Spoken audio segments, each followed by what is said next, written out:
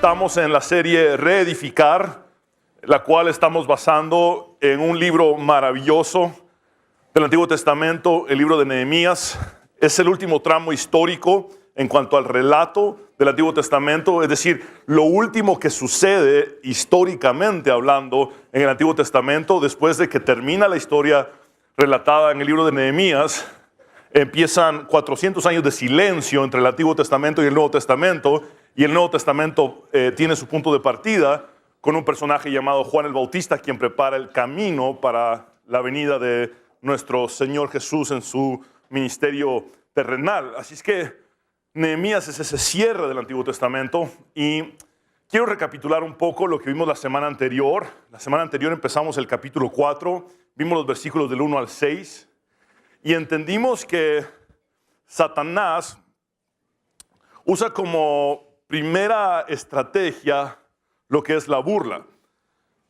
Cuando recapitulamos un poco lo sucedido en el capítulo 2, por ejemplo, nos dimos cuenta que la llegada de Nehemías a Jerusalén por primera vez, de una sola vez de entrada, él recibe lo que es la oposición. Y vimos cómo en el versículo 19 esa molestia de los enemigos, de los adversarios de los hebreos, se manifiesta tangiblemente a través de burlas. Estas burlas son realmente crueles. El verbo para burla en hebreo es laaj, y ese verbo tiene que ver con ridiculizar, escarnecer, reírse con desprecio de alguien. Entonces, comprendimos que el inicio de la batalla es psicológico. La burla lo que trata es de desanimar para impedir que la obra se realice. Las burlas conllevan lo que es el cuestionamiento de las acciones y las motivaciones. Vimos cómo juzgaban estos adversarios a los hebreos diciendo, se quieren rebelar contra el rey. Vimos cómo existe el menosprecio total. Usan un término judíos debiluchos, que era como decir judíos moribundos en el hebreo. Vemos también cómo las burlas tienen que ver con la descalificación de los planes, la descalificación de las capacidades de una persona y de la misma fe. Ellos decían, ¿acaso creen que van a poder construir la muralla? ¿Acaso creen que lo van a lograr en un día? ¿Acaso creen que por ofrecer unos sacrificios a Dios van a poder hacerlo? Es decir, se burlaron de su religión también. Y hubo una magnificación de sus dificultades, y decían, esas piedras, ¿acaso las van a lograr resucitar? Piedras quemadas, piedras debilitadas. ¿Creen que van a poder hacer algo con esos escombros que quieren en algún momento dado reutilizar? Por otro lado, hay una comparación denigratoria cuando Tobías dice, si un solo zorro se sube sobre esa muralla, se va a venir abajo. Hay una crueldad en la burla, y entendimos cómo las burlas incrementarían, o más bien los burladores incrementarían con el paso del tiempo. Lo profetizó Pedro, también Judas nos recuerda lo profetizado por los apóstoles, y esto quiere decir que si el reino de los cielos ha sufrido de burlas desde el tiempo de Nehemías, en la actualidad las burlas son mucho más intensas, y vimos cómo las plataformas tecnológicas se han convertido en ese campo de burla cruel, constante y descalificación hacia personas, donde todo el mundo puede ser un juez descalificador. En las redes sociales, por ejemplo. Vimos cómo Nehemías no responde a los burladores. Salomón había escrito que si corriges al burlón, solo ganarás más odio. Pero si corriges al sabio, el sabio te lo agradecerá y te amará. Entonces, corregir a burlones no es el oficio de los cristianos. Corregir a burlones no es el oficio de la gente de Dios. Lo que hizo Nehemías fue orar a Dios y decirle a Dios, tú estás con nosotros, tú nos vas a respaldar y tú nos vas a sacar adelante en esta tarea. Entonces entendemos que nuestro fin es estar enfocados en Dios, y luego de que Nehemías ora, el pueblo tiene corazón para continuar la obra. Esta expresión es hermosa en el hebreo. La obra se continúa porque el pueblo tuvo corazón para trabajar. Eso es lo que implica. El pueblo tuvo corazón para trabajar. Nosotros lo traducimos como entusiasmo. Pero es importante recordar que en ese versículo 6 que terminamos la semana anterior, los muros fueron terminados hasta la mitad de su altura. Entonces ya llevaban aproximadamente un mes. Si les tomó 52 días en total terminar los muros, según sabemos por todo el relato histórico, a estas alturas que van a la mitad del camino en el trabajo, llevarían unas 4 semanas de labores. Es decir, también el cansancio estaba ya golpeándoles. Entonces vemos que todo inicia con enojo de los enemigos, enojo manifiesto en burlas, pero ahora pasa a otro nivel. Ahora llega todo esto a lo que es el complot, la amenaza de un ataque. Ese es el título de la predicación de hoy, el complot, la amenaza de un ataque. Vamos a ver los versículos del 7 al 15. Solamente podremos estudiar esa cantidad de versículos por hoy. Y dice así la palabra del Señor en el nombre del Padre, del Hijo y del Espíritu Santo. Sin embargo, cuando Sanballat, Tobías, los árabes, los amonitas y los asdodeos se enteraron de que la obra progresaba y que se estaban reparando las brechas en la muralla de Jerusalén, se enfurecieron. Todos hicieron planes para venir y luchar contra Jerusalén y causar confusión entre nosotros. Así que oramos a nuestro Dios y pusimos guardias en la ciudad día y noche para protegernos. Entonces el pueblo de Judá comenzó a quejarse. Los trabajadores se están cansando y los escombros que quedan por sacar son demasiados. Jamás podremos construir la muralla por nuestra cuenta. Mientras tanto, nuestros enemigos decían, antes de que se den cuenta de lo que está pasando, caeremos encima de ellos, los mataremos y detendremos el trabajo. Los judíos que vivían cerca de los enemigos venían y nos decían una y otra vez, llegarán de todos lados y nos atacarán, de manera que coloqué guardias armados detrás de las partes más bajas de la muralla, en los lugares más descubiertos. Puse a la gente por familias para que hiciera guardia con espadas, lanzas y arcos. Luego, mientras revisaba la situación, reuní a los nobles y a los demás del pueblo y les dije, no le tengan miedo al enemigo. Recuerden al Señor, quien es grande y glorioso. Y luchen por sus hermanos, sus hijos, sus hijas, sus esposas y sus casas. Cuando nuestros enemigos se enteraron de que conocíamos sus planes y que Dios mismo los había frustrado, todos volvimos a nuestro trabajo en la muralla. Son versículos poderosos del relato bíblico. Vamos directamente al punto número 1. En la medida que la reedificación avance, también aumentará la intensidad de la oposición.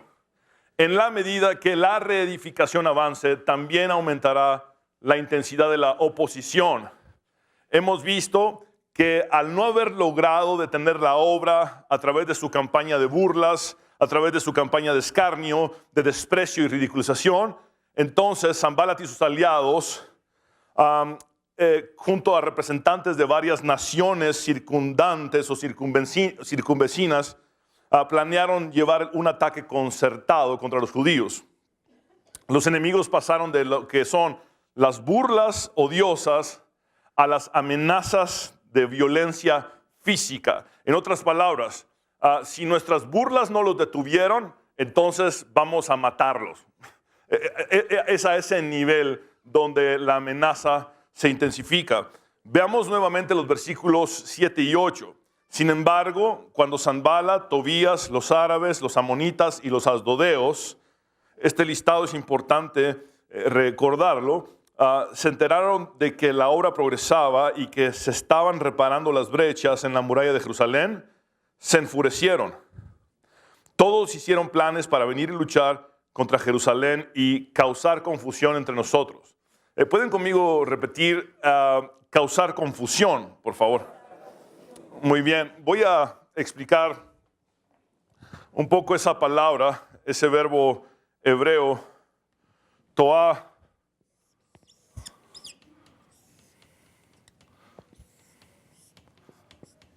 Toah. se transcribe de esta manera.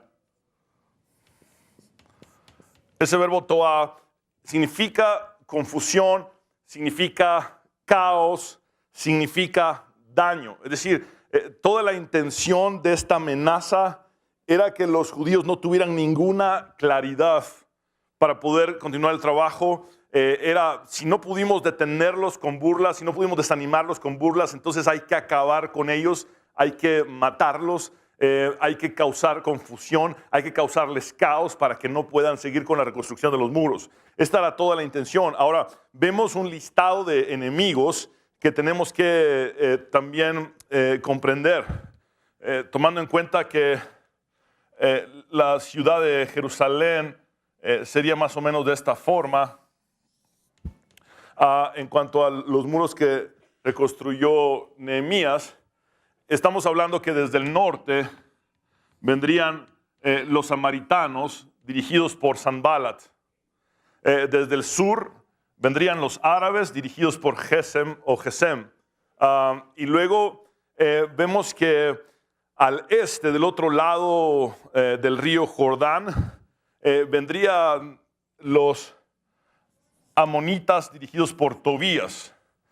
Y al oeste se suman los de Asdod. Los de Asdod, ¿quiénes eran? Bueno, son todos aquellos habitantes de la antigua región filistea de la costa. Asdod era en ese momento la ciudad más importante de toda esa raza filistea, que eran enemigos legendarios de los judíos. Entonces estamos hablando de que estaban literalmente rodeados de naciones circunvecinas que estaban amenazando con destruirles, con confundirles, con causar caos, daño. Y esto es importante entenderlo. Al estar los muros terminados hasta la mitad y al estar todos unidos en un complot, en un boicot, en una conspiración, en una componenda en contra de los judíos, la labor de detener a los judíos se miraba fácil. Es decir, estás hablando de que llevan un mes de trabajar, solo llevan la mitad del muro, es decir, el muro no está todavía alto, y todas las naciones y regiones alrededor, enemigas de los judíos, se unen en su contra. Parecía una labor fácil detenerlos, pero no se pudo. No fue así. El punto número 2 es: la oración debe ser acompañada por acciones prácticas. La oración debe ser acompañada por acciones prácticas. Veamos el versículo 9 nuevamente. Así que oramos a nuestro Dios. Por favor, repita conmigo: oramos.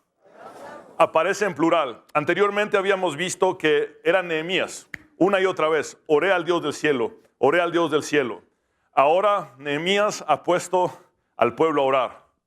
Orar juntos es algo que trae muchos beneficios al pueblo de Dios. Mis hermanos hicieron equipo para trabajar juntos, pero también hicieron equipo para orar juntos. El poder de la oración conjunta es resaltado en la Biblia, pero no se quedaron en orar juntos. Vean lo que siguen haciendo. Y pusimos guardias en la ciudad día y noche para protegernos. Es decir, hay oración y hay acción. Y esto es un principio, este es un principio sumamente trascendente en la palabra de Dios. Es irónico realmente que los hijos de Dios tengamos tantas dificultades para trabajar juntos y que los enemigos de la cruz no tengan ningún problema en unirse en contra de la obra de Dios. Por eso cuando Jesús ora, el mayor énfasis en Juan 17, cuando habla con su Padre, que es la oración más larga registrada en el Nuevo Testamento, su prioridad es nuestra unidad. Porque tristemente el mundo se une fácilmente en nuestra contra, pero la iglesia de Cristo se divide por cualquier situación, incluso congregaciones mismas. Constantemente recibes reportes de pastores, recibes reportes de líderes de otras congregaciones, donde las mismas congregaciones se dividen y se dividen y se dividen y se siguen dividiendo, y luego una gran denominación se parte en 20 partes. Es triste y es irónico. Por eso la unidad es algo sumamente importante que se resalta en ese verbo en plural. Oramos, oramos. Es decir, no solo trabajamos juntos, también oramos juntos. Ahora, mientras los enemigos se juntan para confabular en su contra y destruir su trabajo, estos hebreos sabiamente se unen en oración, pero también para tomar medidas inmediatas. La oración requiere de medidas inmediatas. Es decir, las defensas espirituales fueron la prioridad, sí. Defensas espirituales, la prioridad. Pero no descuidaron las defensas materiales. Y esto es sumamente importante de guardar en nuestros corazones. Por eso Jesús habla de lo que es la oración y la vigilancia. Es exactamente lo que hicieron todos aquellos que estaban trabajando en los muros. Oración y vigilancia. Oración y vigilancia. Jesús dijo en el Getsemaní a sus discípulos en Mateo 26:41, velen y oren para que no cedan ante la tentación, porque el espíritu está dispuesto, pero el cuerpo es débil. Vean que hay dos acciones en lo que Jesús dice, velar y orar. Velar tiene que ver con lo que hacemos prácticamente en lo físico, y orar es una acción espiritual. Entonces la oración siempre va acompañada de acción.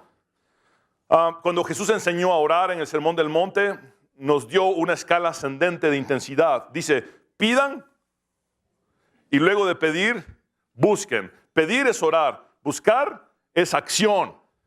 Y luego cuando hablamos de llamar, habla de persistencia. Entonces, la oración conlleva, sí, pedirle a Dios, pero luego buscar conlleva actuar, y luego llamar conlleva persistir. Cuando Santiago, conocido como rodillas de camello, ¿saben por qué le decían rodillas de camello a Santiago, el medio hermano de Jesús? Porque tenía callos en las rodillas de tanto orar. Y esto es lo que decía Santiago, rodillas de camello. Esto es lo que escribe inspirado por el Espíritu Santo. Así también la fe, si no tiene obras, es muerta. Si te quedas en mera oración por fe, pero no actúas, entonces realmente no estás orando con fe. La fe conlleva de acciones. La fe conlleva de actos que realizamos para que aquello por lo cual estamos pidiendo sea llevado a cabo para la gloria de nuestro Dios. Algunos cristianos erróneamente oran y después esperan a que las cosas pasen por sí solas. No, yo ya oré. Entonces que Dios lo haga. Yo no hago nada, yo ya oré. Y ese es un error sumamente común. Ese no fue el caso para nada con Nehemías. En todo lo que Nehemías hizo, él combinaba una perspectiva divina con una perspectiva humana. Guardó el balance idóneo entre la espiritualidad sobrenatural, es decir, lo que Dios hace, y la realidad natural, lo que a él le correspondía hacer. Esto, mis hermanos, es un principio bíblico que nos puede cambiar la vida a todos. Estoy consciente de lo que yo no puedo hacer y que solo Dios puede hacer. Esa es una realidad espiritual y sobrenatural. Pero estoy consciente de lo que Dios hace usándome a mí, y estoy consciente de lo que es mi responsabilidad, y entonces voy y la ejecuto. Y estoy consciente de que Dios también trabaja en lo natural y que me ha dado a mí las capacidades para ejercerlo y para hacerlo. Entonces esa combinación es el equilibrio idóneo que vemos en la vida de Nehemías. El británico, el doctor Alan Redpath, escribe en su libro Victorious Christian Service, Servicio Cristiano Victorioso, basado en los estudios de Nehemías, lo siguiente, y lo voy a citar textualmente. Lo que más me atrae en Nehemías es que era un individuo tan práctico. No era una de esas personas de quienes a veces se dice que viven demasiado en el cielo para ser útiles en la tierra. Hago una pausa porque me parece genial esto. Hay gente que vive demasiado en el cielo y que es inútil en la tierra. ¿Saben qué son esos? Espiritualoides. Espiritualoides. Todo el tiempo en su esfera. Oh Señor. Pero hay que limpiar los baños de la iglesia. No, oh Señor. Oh Señor, hay que darle de comer a los necesitados. No, hay que darles pan espiritual, hermanos. No hay que darle pan hay que darles panes. Esos espiritualoides que pierden contacto con la realidad, realmente hacen mucho daño en el reino. Tenemos que estar conscientes de que nuestra relación con Dios, con el Dios del cielo, se refleja en ser útiles en la tierra. Y sigue diciendo Redpath, mantenía los pies sobre el suelo, sabía cómo organizar y sabía cómo agonizar, pero determinó que mientras oraba y trabajaba, cuidaría también de que hubiera un centinela de guardia día y noche, y que cada sección del muro debía ser guardada por un hombre despierto que vigilara por cualquier ataque inesperado del enemigo. Nehemías enfrentó la oposición tanto con oración como con duro trabajo. Nehemías es el ejemplo claro de lo que es fe con trabajo fuerte, la combinación de fe en Dios con acción personal. Y este es un principio bíblico. La fe es acompañada siempre de responsabilidad.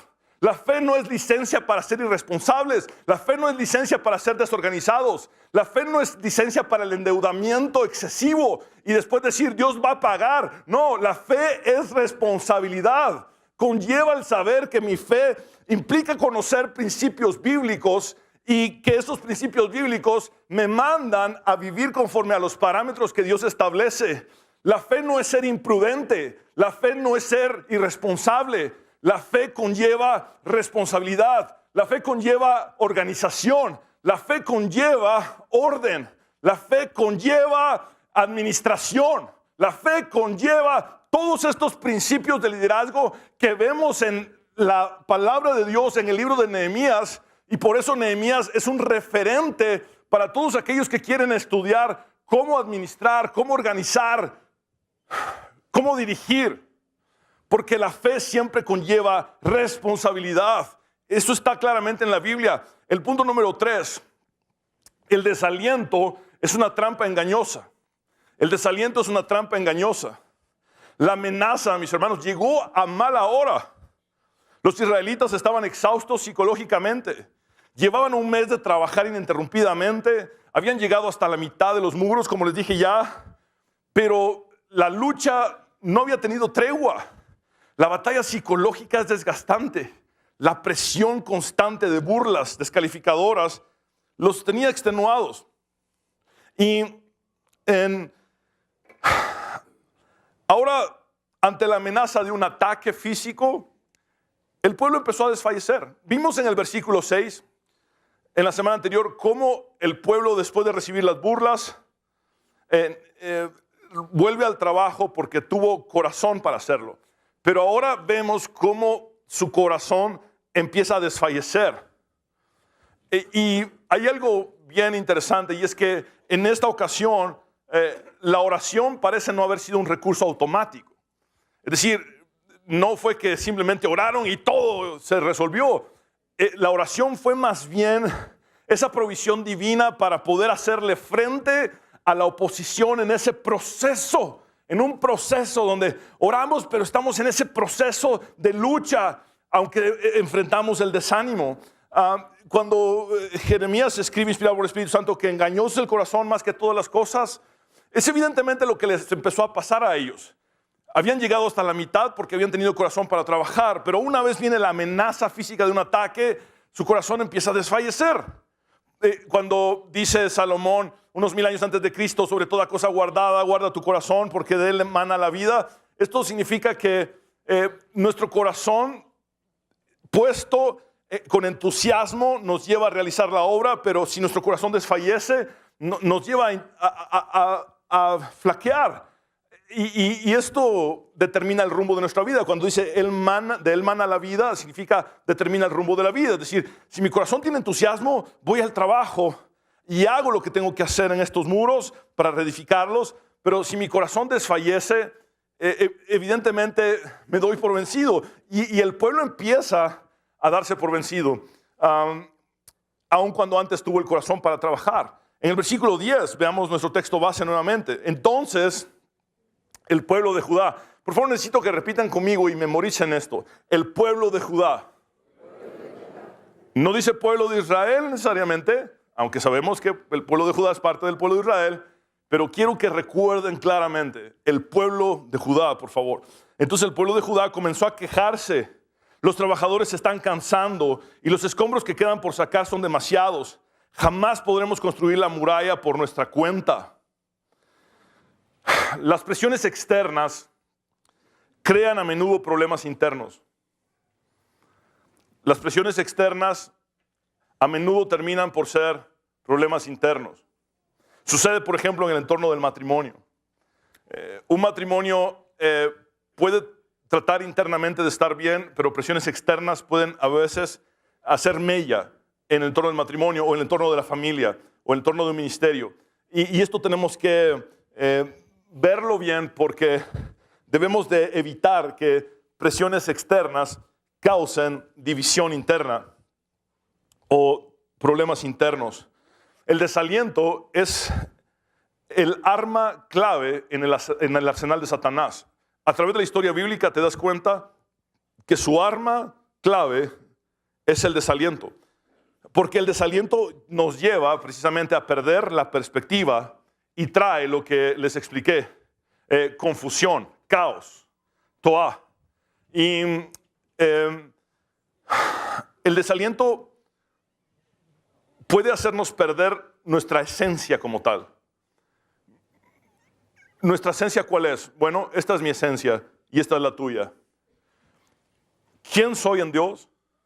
Esa es mi identidad. ¿Quién soy en Dios? Eso es identidad. Pero luego recordar las promesas de Dios. Es decir, ¿qué es lo que Dios ha dicho que hará conmigo? ¿Quién soy y qué Dios hará conmigo? Esa es nuestra esencia. ¿Quién eres tú y qué es lo que Dios ha dicho que hará contigo? Esa es tu esencia. ¿Quién eres en Dios y qué Dios ha dicho que hará contigo? Y cuando recibimos nosotros este desaliento, perdemos esas dos perspectivas. ¿Quién realmente somos? Y olvidamos las promesas de Dios. Eso es lo que ocasiona el desaliento. El desaliento puede hacernos olvidar nuestra verdadera identidad en Dios. Y quiero empezar por ahí. ¿Quiénes comenzaron a quejarse? ¿Quiénes les pedí que repitieran? ¿Los del pueblo de dónde? De Judá. Muy bien. ¿Qué había dicho Dios acerca de Judá 1200 años antes de Nehemías? Antes de morir, Jacob reunió a todos sus hijos y habló de parte de Dios a sus hijos. Y esto es lo que Jacob profetiza sobre Judá. Génesis 49:8. A ti, Judá, te alabarán tus hermanos. Sujetarás a tus enemigos por el cuello y los hijos de tu padre se inclinarán ante ti. De la tribu de Judá nació David. De la tribu de Judá nació Jesús. Y esta era la identidad de Judá desde el Génesis. Sujetarás a tus enemigos por el cuello. Pero ¿dónde estaba Judá en este momento? Derrotado, anímicamente, desalentado. Se le olvidó a Judá quién era delante de Dios. Y hoy quiero recordarte qué es lo que Dios ha dicho acerca de ti. ¿Quién eres tú delante de Dios? ¿Cuál es tu verdadera identidad? Porque no te define la situación actual, te define lo que Dios ha dicho de ti que hará aún en medio de la situación actual. Y tienes que recordar quién Dios ha hecho de ti, o lo que Dios ha hecho de ti, o lo que Dios ha dicho de ti más bien. Por eso, lo siguiente que el desaliento causa es que puede hacernos dudar de las promesas de Dios. Unos 1000 años antes de Nehemías, el pueblo hebreo se encontraba en su peregrinaje por el desierto dirigido por Moisés. Las tribus de Rubén y Gad tenían mucho ganado y le solicitaron a Moisés quedarse con las tierras ya conquistadas del lado oriental del río Jordán, es decir, con la región de Transjordania. Moisés le dice, ¿significa esto que ustedes no van a pasar del otro lado del Jordán a pelear junto con sus hermanos y se van a acomodar en tierras que ya fueron conquistadas? Y vean lo que sigue diciendo Moisés en Números 32, 7, 9. ¿Por qué quieren desalentar al resto del pueblo de Israel de cruzar a la tierra que el Señor les ha dado? Sus antepasados hicieron lo mismo cuando los envié de Cades Barnea a explorar la tierra. Después de que subieron al valle de Escol y exploraron la tierra, desanimaron al pueblo de Israel para que no entrara en la tierra que el Señor le daba. Vean cómo estos 10 espías de los 12, 10 regresaron con un mal reporte. Solo Josué y Caleb tuvieron un buen reporte. Y vean cómo estos espías desaniman al pueblo de Dios de una promesa ya entregada. Es decir, para Dios esa tierra ya era una realidad. Para Dios ya esta tierra les pertenecía y la promesa estaba dada, pero su desánimo, su desaliento les hizo estar 40 años y que una generación entera no pudiese entrar a esta tierra prometida, solo con la excepción de Josué y Caleb, que sí creyeron. Entonces, directamente el desaliento te hace olvidar quién eres en Dios y te hace olvidar las promesas que Dios te ha dado y te hace echarte para atrás, aun cuando Dios te ha dicho, ya eso es tuyo, ya eso es para ti, ya eso te lo he entregado, pero te echas para atrás porque empiezas a argumentar y a tener dudas basado en el desaliento y no en la fe. ¿Cuáles son las principales causas de desaliento? Esa es una pregunta que tenemos hoy. Bueno, lo primero que vemos en el relato bíblico es el agotamiento físico, emocional y espiritual. Vean conmigo esta frase: los trabajadores se están cansando. ¿Pueden repetir conmigo, se están cansando? Ese es el verbo hebreo kashal, que significa desfallecer, tambalearse. Los trabajadores se están tambaleando. ¿Saben qué significa esto? Literalmente perder pie. Es decir, los trabajadores no pueden dar un paso más, no aguantan con la carga. Llevan varias semanas trabajando sin descanso, enfrentando oposición constante sin tregua. El entusiasmo se desvanece y resulta siempre mucho más fácil empezar algo que continuarlo, ¿o no es así? La perseverancia es la cualidad más necesitada en el reino de Dios,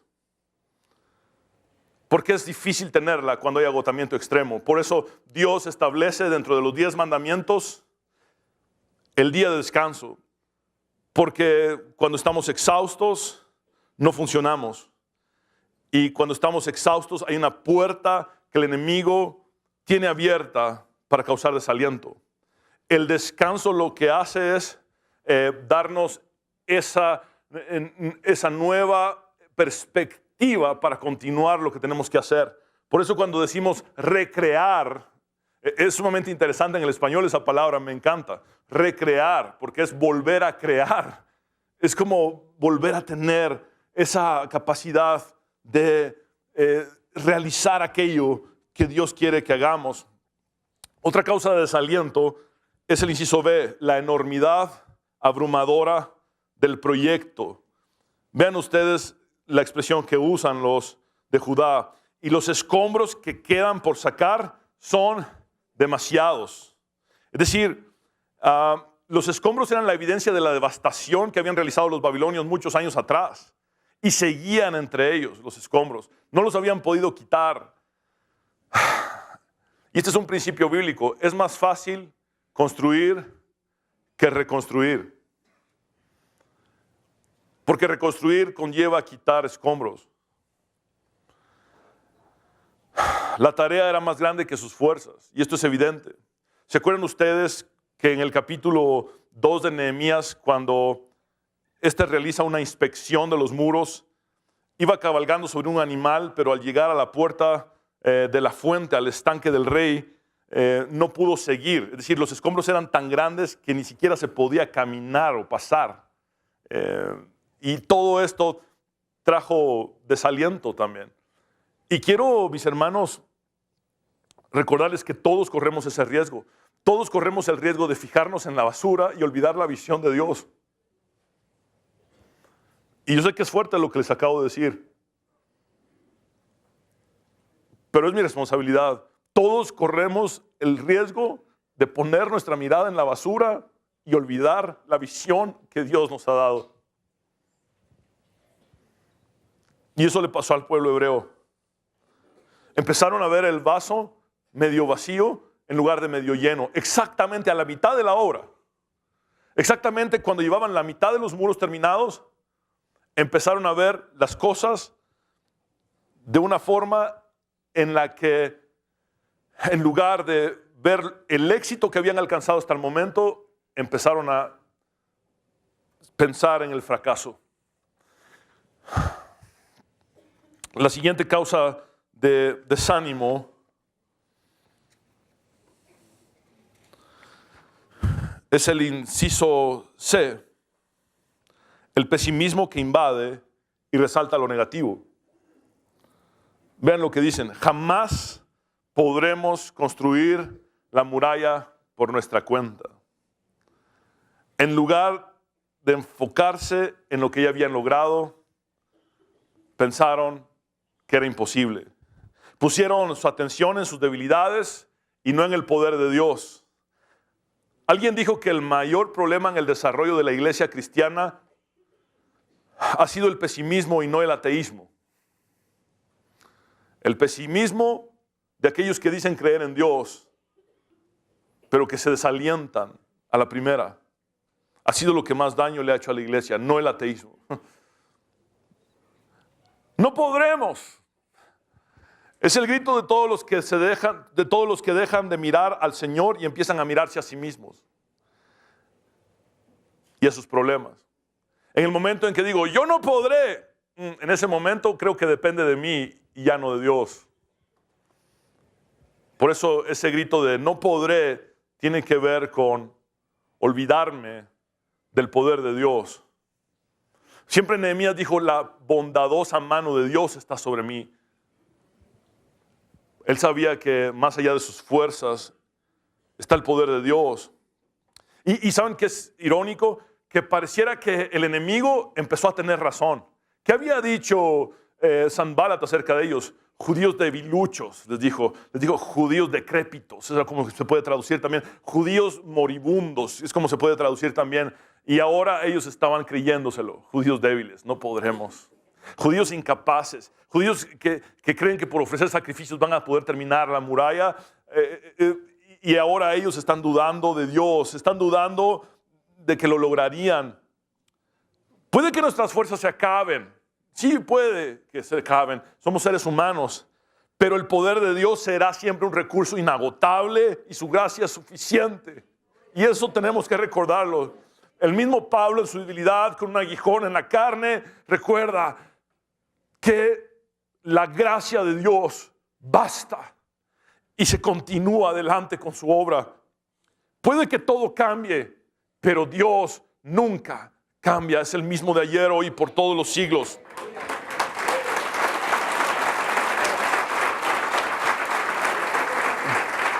Otra causa de desaliento es el inciso D, el miedo que irrumpe ante el peligro latente. El miedo que irrumpe ante el peligro latente. Veamos los versículos 11 y 12 de nuestro texto base.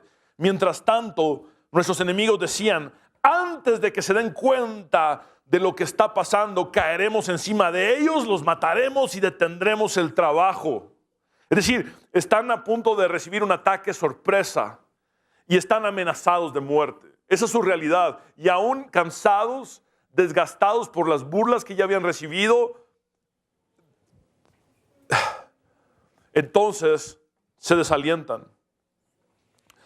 Versículo 12. Los judíos que vivían cerca de los enemigos, es decir, los que no vivían en el perímetro de los muros, sino en las afueras, venían y nos decían una y otra vez. Por favor, repitan conmigo, una y otra vez. Literalmente en hebreo dice ahí Eser Peanim, que significa 10 veces. Vinieron 10 veces. Y lo que pasa es que se traduce como una y otra vez porque 10 veces en hebreo es una expresión idiomática para muchas veces. Entonces, quiere decir que vinieron quizá más de 10 veces a decirles lo siguiente: llegarán de todos lados y nos atacarán. Esto fue lo que llegaron a decir los judíos que vivían en las afueras. Y cuando piensas en esto, recordemos que dentro de los muros estaban trabajando también judíos foráneos, es decir, de las afueras. Entonces, literalmente la idea de esto es que los familiares de estos judíos que estaban trabajando en los muros, que eran foráneos, les estaban pidiendo, regresen con nosotros a la casa, porque van a venir a hacernos pedazos. Regresen con nosotros, dejen la obra, dejen el trabajo y vuelvan a proteger a sus familias, a sus casas en las afueras de Jerusalén o en los alrededores de Jerusalén. El presidente número 32 de los Estados Unidos, Franklin Roosevelt, asumió la presidencia dentro de la Gran Depresión y dijo una frase célebre que pasó a la historia: lo único que debemos temer es al temor mismo. Lo único que debemos temer es al temor mismo. ¿Saben por qué, mis hermanos? Es que el temor o el miedo tiene como resultado esto: paralizar. Paralizar. El miedo paraliza. ¿Saben que Dios regula a través de Moisés cómo debía pelearse la guerra? Quizá ustedes no lo habían entendido de esta manera, pero la guerra no era solamente un resultado de conflictos. Es decir, la guerra también fue regulada por Dios a través de Moisés. Por eso se denomina en algunos casos guerra santa, porque Dios mismo establece los parámetros de cómo su pueblo, su nación escogida, debía pelear. Y en la actualidad ves que Israel tiene uno de los ejércitos más poderosos del mundo, siendo una nación muy pequeña territorialmente. Ahora, todo esto empezó desde tiempos de Moisés. Ves en Deuteronomio 28 estas instrucciones de Dios. Los oficiales volverán a hablar al pueblo y dirán: ¿hay alguien que sea miedoso y de corazón pusilánime? O sea, los oficiales tendrían que volver al pueblo y preguntar esto: ¿hay alguien que sea miedoso y de corazón pusilánime? ¿Qué es eso de pusilánime, pastor? Cobarde. Que se vaya y regrese a su casa. No sea que haga desfallecer el corazón de sus compañeros, como ocurre con su propio corazón. El miedo paraliza. Y el miedo es contagioso. El temor y la fe no pueden convivir juntos. Cuando Jesús estaba dormido, y por cierto, la única ocasión en que aparece dormido Jesús en el relato de los evangelios es en medio de una tempestad. Y lo despiertan. ¿Qué es lo que le dice a sus discípulos? ¿Por qué teméis, hombres de poca fe? Es decir, a más temor, menos fe. A más fe, menos temor. El temor y la fe no pueden estar juntos en un mismo corazón. O realmente creemos con todo el corazón, o dudamos con todo el corazón. ¿Por qué teméis, hombres de poca fe? Es decir, si su temor es grande, su fe es prácticamente nada. Pero si su fe es grande, el temor no tiene que tener cabida. Y esto es básico porque una persona de doble ánimo es inconstante. Si alguien pasa toda su vida entre, ay, tengo fe, ay, tengo miedo, ay, tengo fe, ay, tengo miedo, entonces es una persona inconstante en sus caminos. Y tenemos que entender que Dios quiere aumentar nuestra fe, que hay bases bíblicas que nos muestran que la fe tiene tamaño y que crece y que es posible que nuestra fe crezca erradicando el miedo en nuestras vidas. El realismo de las Sagradas Escrituras es sumamente maravilloso. Si hay algo que yo le agradezco a Dios, es el realismo de su palabra, porque la historia del Antiguo Testamento y en especial la que estamos estudiando, Nehemías, se nos presenta en la Biblia no como una visión idealizada de la realidad, sino como una cruda realidad donde Dios se manifestó a través de seres humanos comunes y corrientes, pero que pusieron su mirada en Él. Las historias del Antiguo Testamento fueron escritas precisamente para enseñarnos, de modo que en nuestras dificultades presentes nos sirvan para poder renovar nuestras fuerzas. Imaginémonos por un momento si la historia de Nehemías no hubiese tenido dificultades. Imaginémonos por un momento que Nehemías nunca hubiese sufrido burlas, oposición, amenazas, desánimo, ataques de las personas que le rodearon. Realmente no nos serviría de mucho la historia. En lugar de alentarnos, nos descorazonaría porque pensaríamos, qué suerte la de Nehemías y yo en esta situación tan difícil. Pero ¿saben qué? Se nos presenta una realidad en el relato bíblico no muy distinta a la nuestra. Nehemías tuvo pruebas, Nehemías tuvo conflictos, dificultades, situaciones difíciles, nosotros también. Y la misma esperanza que Nehemías tuvo es la esperanza que Dios nos presenta hoy en medio de cualquier situación que estemos atravesando. En Romanos 15, 4, 5 dice el apóstol Pablo: de hecho, todo lo que se escribió en el pasado se escribió para enseñarnos, a fin de que, alentados por las Escrituras. ¿Saben qué significa esto? Que todas las historias y los relatos bíblicos que están escritos en el Antiguo Testamento sirven para esto, para que perseveremos en mantener nuestra esperanza. Que el Dios que infunde aliento y perseverancia les conceda vivir juntos en armonía conforme al ejemplo de Cristo Jesús. ¿Cuál es la intención de dedicar tantas semanas a un libro como el de Nehemías que tiene que ver con reedificar? Que nosotros como cristianos perseveremos en mantener nuestra esperanza. Punto número 4. Es indispensable preparar un plan de defensa. Es indispensable preparar un plan de defensa. Veamos el versículo 13 de nuestro texto base. De manera que coloqué guardias armados detrás de las partes más bajas de la muralla, en los lugares más descubiertos. Puse a la gente por familias para que hiciera guardia con espadas, lanzas y arcos. Es decir, les dio armas para ataque de cuerpo a cuerpo, como las espadas.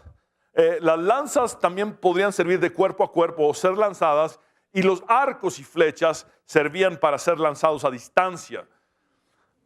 Nehemías organizó una defensa de dos flancos. Un flanco espiritual con oración y un flanco físico militar. Nuevamente esto nos lleva a lo que vimos en el punto número 2. La oración conlleva de acción. Hay dos flancos en la defensa que Nehemías organiza. En sus oraciones le confió la causa a Dios y estableció una defensa militar. Esas dos medidas se complementan, no se contradicen. No es falta de confianza en Dios usar todos los medios que Él ha puesto a disposición para nosotros. El viejo dicho medieval, ora et labora, en latín, que significa ora y labora, ora y trabaja, tiene tanta razón hasta la actualidad. Hay una doble dimensión de la batalla que tenemos que entender. Hay una doble dimensión de la lucha que tenemos que entender. La primera dimensión, Pablo la dice en Efesios 6:12. No tenemos lucha contra carne ni sangre, sino contra Satanás y sus fuerzas demoníacas. Eso está claro. Pero hay una segunda dimensión de la lucha que no debemos olvidar, y es que Satanás usa como principal instrumento carne y sangre para atacarnos. Por favor, síganme con esto. La intención de Pablo, cuando escribe acerca de que nuestra lucha no es contra carne ni sangre, sino contra huestes espirituales de maldad, no es decirnos que no va a existir lucha contra carne y sangre.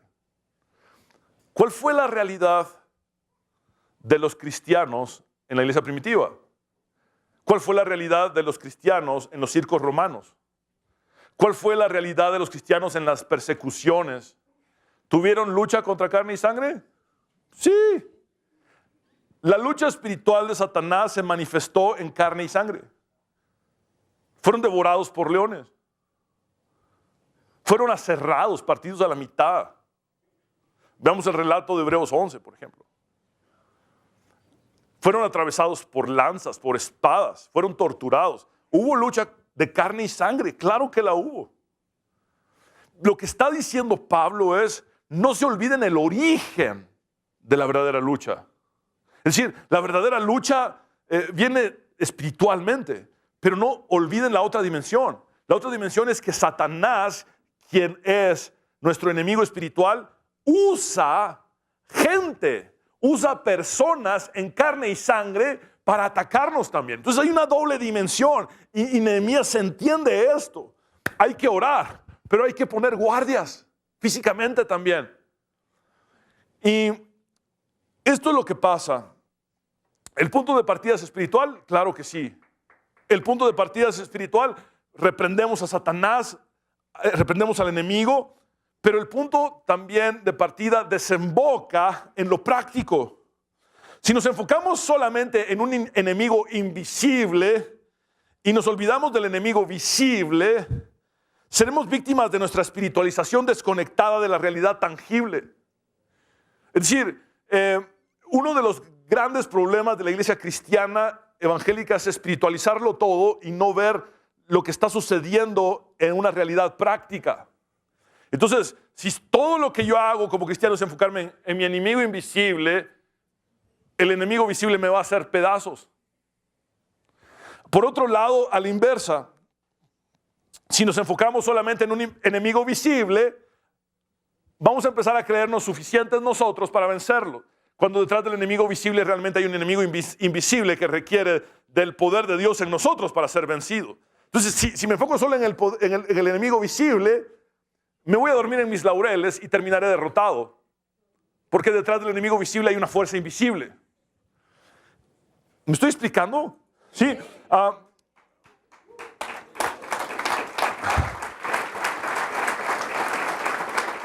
Por eso como cristiano sé que mi lucha principal no es contra carne ni sangre, pero que también mi lucha se manifiesta en carne y sangre. Y entonces tengo un enemigo visible, pero sé que detrás tengo un enemigo invisible. Entonces espiritualmente tomo un flanco de ataque, pero también tomo mi precaución y velo en el sentido práctico, en el sentido de una realidad tangible con este enemigo visible por el cual también Dios me ha mandado a orar.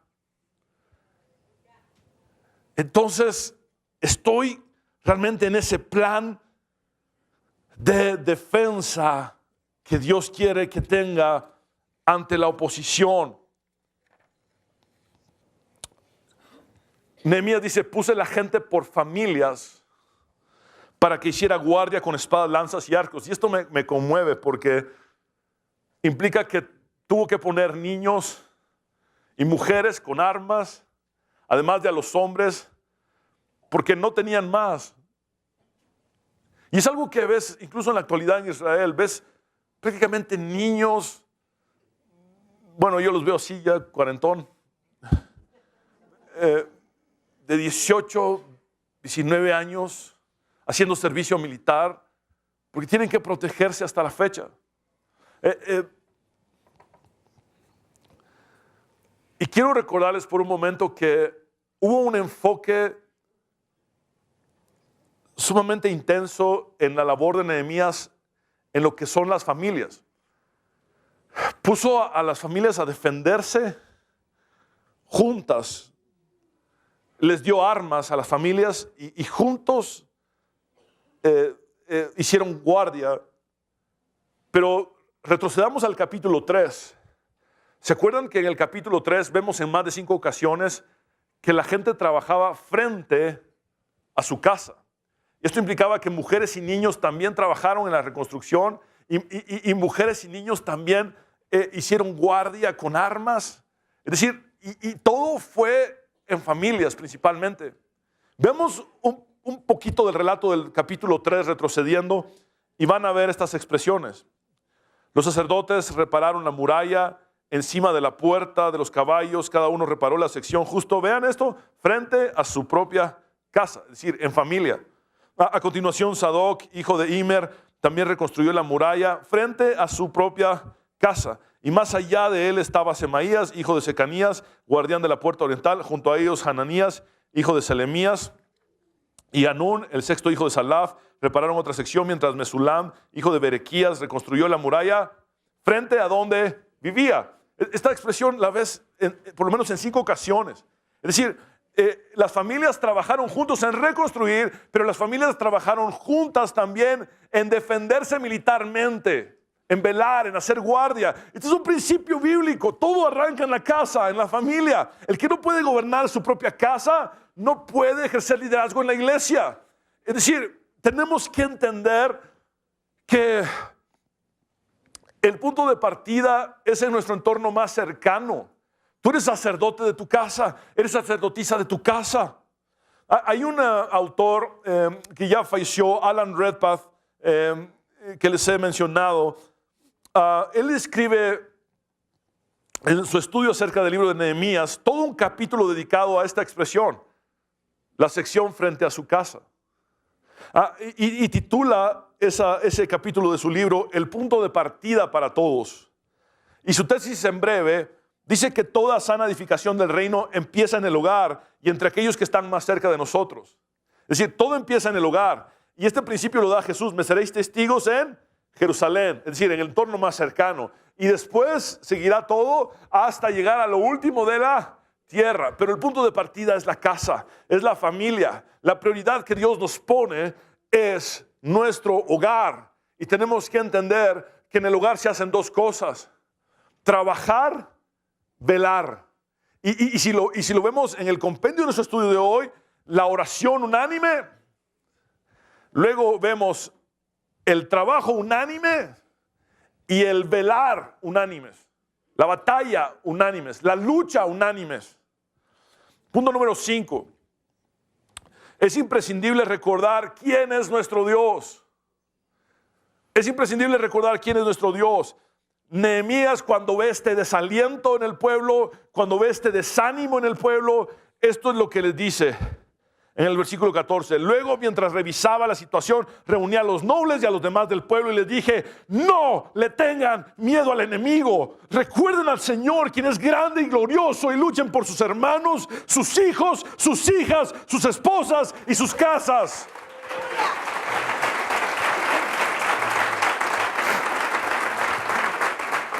Esto se llama estímulo divino, estímulo de fe que contagia. La situación era difícil, claro que sí. Pero hay 3 cosas que hacer. No temerle al enemigo. Hay que recordar que si le temes a Dios, no le temes al diablo.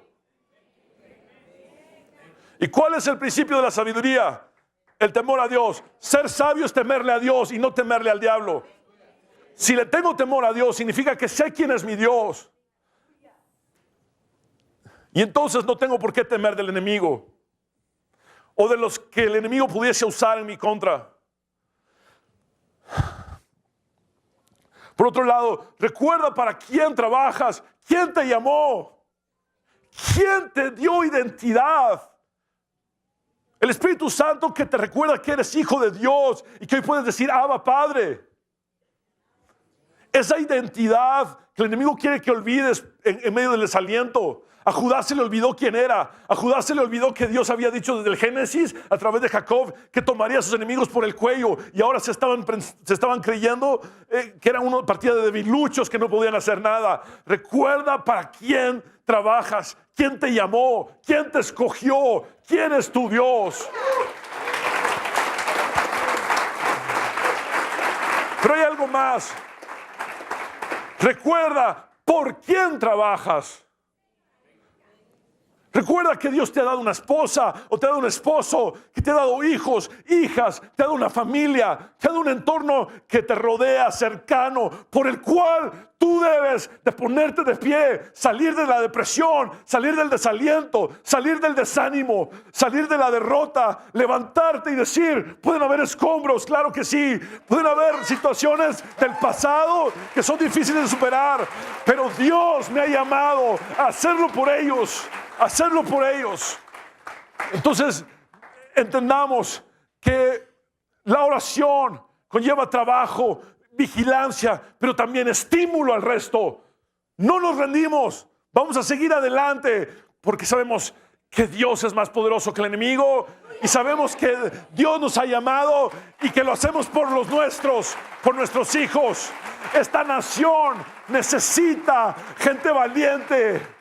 Esta nación no necesita de religiosos egocéntricos. Esta nación necesita de gente que dé su vida por ella con sinceridad, que diga: nuestros niños valen la pena, nuestras mujeres y ancianos valen la pena, para que luchemos por ellos y ellas. Mis hermanos, Nehemías no podía comunicarle al pueblo confianza en un Dios que él desconociera. Vamos al capítulo 1, a la primera oración de Nehemías. En el versículo 5, Nehemías sabe a quién ora, a quién habla, quién es su Dios. Dice: oh Señor, Dios del cielo, Dios grande y temible, que cumples tu pacto de amor inagotable con los que te aman y obedecen tus mandamientos. Nehemías conocía personalmente la grandeza de Dios. y por eso la pudo comunicar al resto. Necesitamos conocer primeramente quién es Dios para poder comunicar a los demás su grandeza y poder.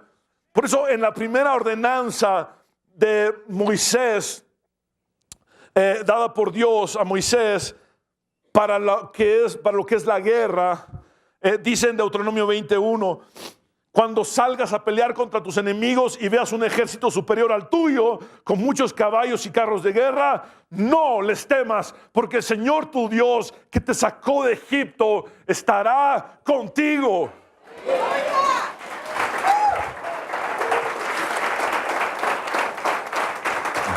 ¿Qué pues diremos a esto?, escribió Pablo. Si Dios es por nosotros, ¿quién contra nosotros? En la última epístola del apóstol Pablo, antes de ser ejecutado, le dijo a Timoteo: recuerda a Jesucristo, no te olvides quién es tu Dios. Recuerda a Jesucristo. Podríamos decir que es la última voluntad de Pablo, que Timoteo recuerde a Jesucristo. Le dice en griego, mnemonoe, y es un cristón. Y esto significa, recuerda siempre a Jesucristo, recuerda constantemente a Jesucristo. Es un imperativo presente con un carácter continuativo que significa nunca dejes de recordar a Jesucristo, nunca dejes de recordar a Jesucristo. En la prueba que estás, nunca olvides a Jesucristo. Por eso la palabra de Dios para todos lo traduce de esta manera, 2 Timoteo 2:8-9. Nunca olvides a Jesucristo, quien resucitó de la muerte y vino de la familia de David, tal como lo dice la buena noticia que yo les anuncio a todos, es decir, el evangelio que yo les anuncio a todos. Ahora estoy sufriendo por esa buena noticia o por el evangelio hasta el punto de estar encadenado como un criminal, pero el mensaje de Dios no está encadenado. El mensaje de Dios habría de continuar. Aún así la vida de Pablo terminara físicamente en la tierra, el mensaje de Dios continuó. 2000 años más tarde estamos aquí con el mismo mensaje, la misma palabra de Dios que está siendo predicada y transformando vidas. Pablo dijo: por fe andamos y no por vista.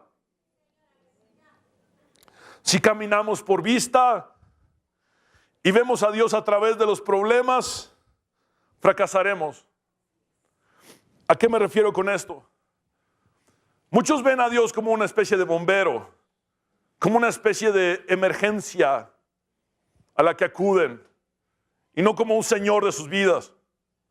Y entonces a Dios lo empiezan a ver, pero a través de sus problemas. Les dan un diagnóstico con el que los médicos ya no pueden hacer más, y entonces ahí sí van a Dios.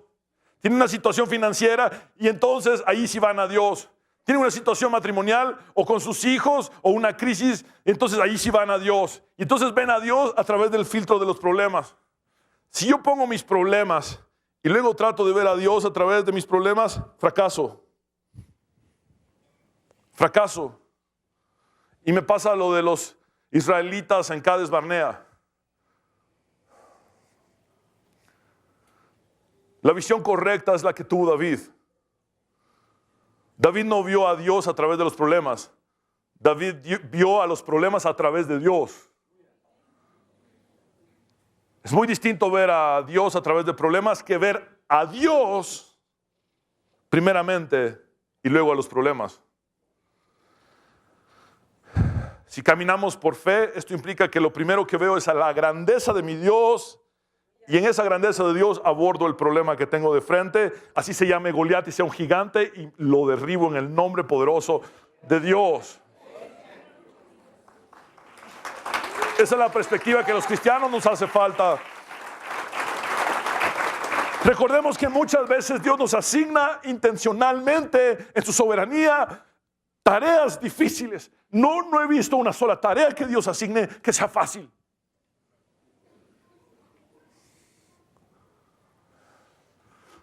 Estudiemos el relato del Antiguo Testamento. Veamos todo el sufrimiento de nuestros hermanos en el Nuevo Testamento por causa de Cristo. Menciónenme de una tarea fácil. Dios nos confía tareas difíciles.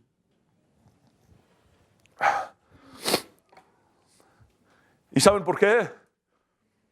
Él quiere nuestra dependencia total. Solo así aprenderemos a confiar plenamente en su poder. Si pudiéramos realizar la obra por nuestra propia cuenta, no tendríamos que depender de Él. Pero esto nos enseña una cosa. Las metas de Dios son sobrenaturales. Y eso es lo que Él nos confía. Sus metas sobrenaturales. Por eso nos encontramos todo el tiempo en ese límite donde decimos: Señor, ayúdanos. Señor, dependemos de ti. Señor, sácanos adelante. Señor, llévanos más allá. Porque sus metas sobrenaturales nos han sido confiadas a nosotros, hombres y mujeres limitados, que vivimos en una dimensión natural, tangible, pero con una fe en el Dios espiritual, en el Dios que trasciende lo espiritual y natural, obviamente, pero que tiene que ser manifiesto en una fe puesta en Él que realiza lo que es sobrenatural. Por eso siempre la tarea es más grande que nuestra capacidad. Por eso Pablo decía: nuestra competencia no viene de nosotros mismos, sino de Dios. Y de esta manera, Él es quien siempre se lleva toda la gloria. Punto número 6 y final. La obra debe continuar. Versículo 15. Cuando nuestros enemigos se enteraron de que conocíamos sus planes y que Dios mismo los había frustrado. ¿Y que Nehemías mismo los había frustrado? No. ¿Quién los frustró? Dios. ¿A quién le dio la gloria todo el tiempo Nehemías? A Dios. Cuando hace el listado de los trabajadores, ni siquiera se pone en la lista Nehemías. Cuando tiene ahora una victoria más, dice: Dios frustró los planes de sus enemigos. No fui yo, no fue mi estrategia, no fueron mis capacidades. Fue Dios conmigo, fue Dios en mí. Y aquí está la clave. Todos volvimos a nuestro trabajo en la muralla. Todos volvimos a nuestro trabajo en la muralla. Evidentemente, al enemigo perder el elemento sorpresa, se detiene y desiste del ataque en aquel momento. Esto lo había escrito el salmista en el Salmo 33, 10, 11. El Señor frustra los planes de las naciones y hace fracasar todas sus intrigas. Pero los planes del Señor se mantienen firmes para siempre. Sus propósitos nunca serán frustrados.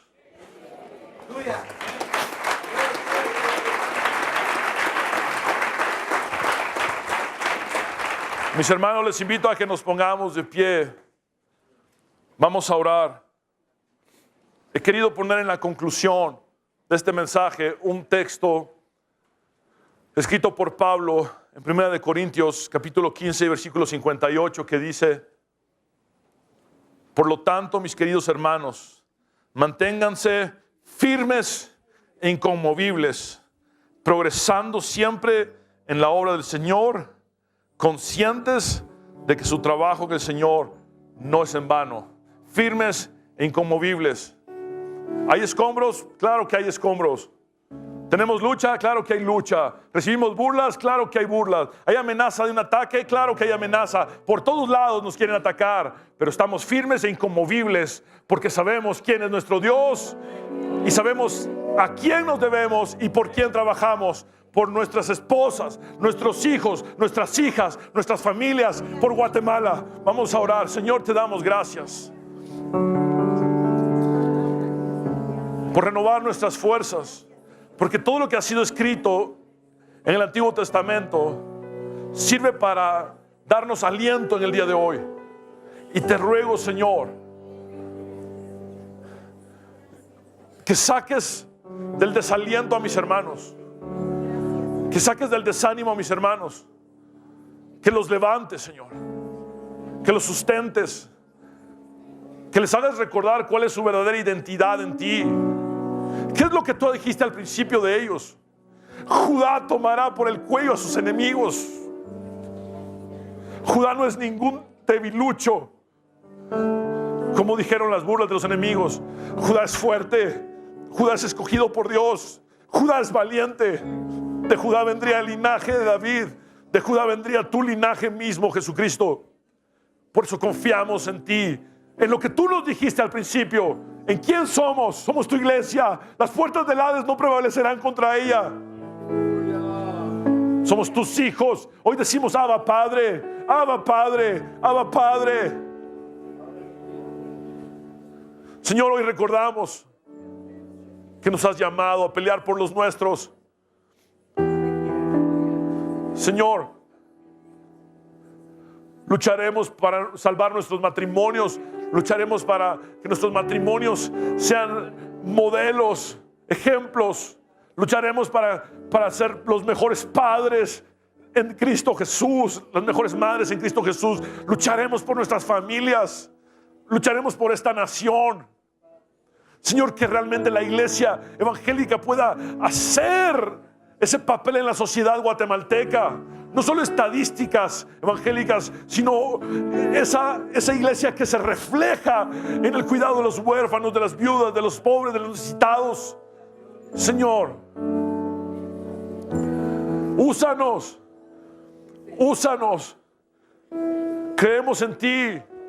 Creemos que tus metas sobrenaturales son grandes, pero también sabemos que tú usas gente común y que nuestra competencia no es nuestra, sino que proviene de ti. Aquí estamos, Señor. Nos entregamos a tu propósito. Úsanos, Señor. Úsanos. Quiero hablar contigo, hombre y mujer que has venido sin Cristo. Tú que sabes que necesitas a Dios. Haz esta oración de fe conmigo y dile al Señor, uniendo tu corazón y tus labios, ora y dile conmigo, como nunca antes has hablado con Él. Dile: Señor Jesús, te necesito. Reconozco que soy pecador, pero también sé que moriste en la cruz para perdonar mis pecados y que resucitaste al tercer día para darme la victoria y la vida eterna. Sálvame, Jesús. Me entrego a ti, me rindo a ti, Jesús. En tu nombre, que es sobre todo nombre, Jesucristo, hemos orado. Amén.